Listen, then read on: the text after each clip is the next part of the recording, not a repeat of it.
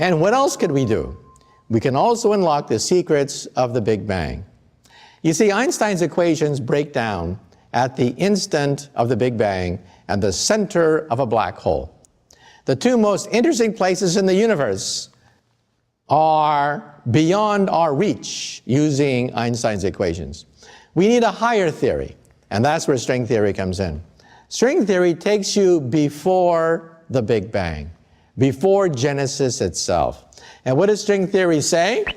It says that there is a multiverse of universes. Where did the Big Bang come from? Well, Einstein's equations give us this compelling picture that we are like insects on a soap bubble, a gigantic soap bubble which is expanding, and we are trapped like flies on flypaper. We can't escape the soap bubble, and that's called the Big Bang theory. String theory says there should be other bubbles out there in a multiverse of bubbles.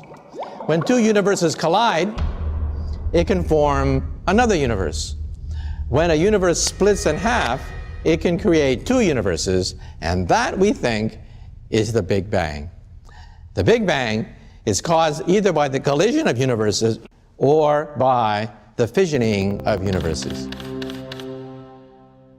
If there are other dimensions, if there are other universes, can we go between universes?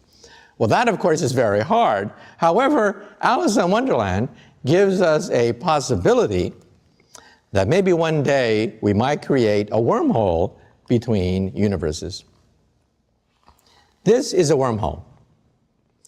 Think of taking a sheet of paper and putting two dots on it. The shortest distance between 2 points is a straight line. But if I can fold that sheet of paper, then perhaps I can create a shortcut through space and time, called a wormhole. This is a genuine solution of Einstein's equations. We can actually see this in string theory. The question is, how practical is it to go through one of these things? We don't know. In fact, there's a debate among physicists today.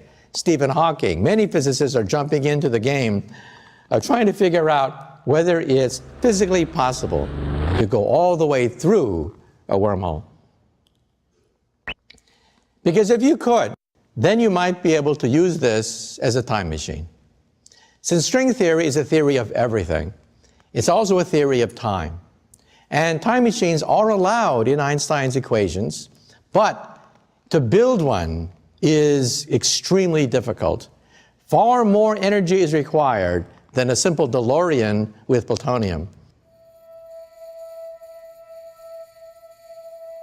You know, trillions of years from now, the universe is going to get awfully cold. We think the universe is headed for a big freeze. All the stars will blink out. Stars will cease to twinkle. The universe will be so big, it'll be very cold.